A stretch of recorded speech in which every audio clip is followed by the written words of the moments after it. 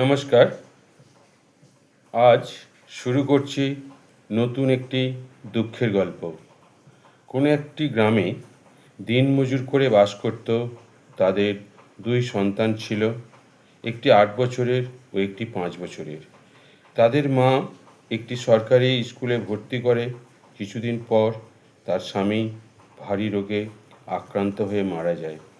তারপর ডাক্তার দেখানোর মতো কোনো পয়সা ছিল না। ফলে সেই পরিবারে নেমে আসে এক ভয়ানক দুর্বিষহ হাহাকার। বেশ কিছুদিন পরে মা পরের লোকের বাড়িতে কাজে যায়। তারপর দুটি ছেলেকে স্কুলে ভর্তি করে, বড় ছেলেকে ২য় শ্রেণীতে এবং ছোট ছেলেকে শিশু শ্রেণীতে ভর্তি করে। মা কষ্ট করে ছেলেকে মানুষ করে তোলার আবদ্ধ ছিল। মা যেন শপথ নিয়েছিল, যেন যত দুঃখ কষ্টই আসুক না কেন ছেলেকে মানুষের মতো মানুষ করে তুলবে।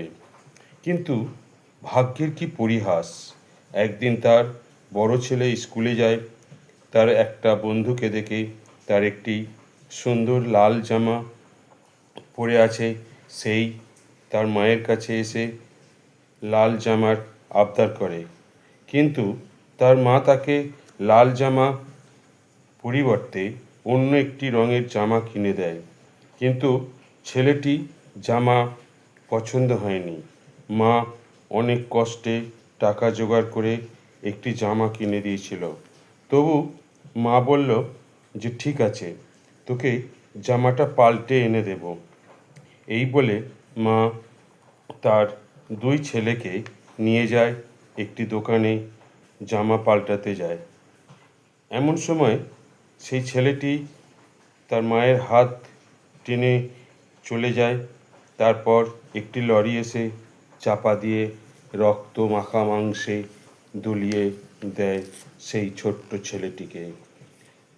চিরজীবনের মতো সেই ছোট্ট ছেলেটির লাল জামা পরা হয়ে যায়। কিন্তু মা তখন আর কান্না না করে ছোট ছেলেটিকে বুকে জড়িয়ে ধরে রাস্তায় বসে পড়ে।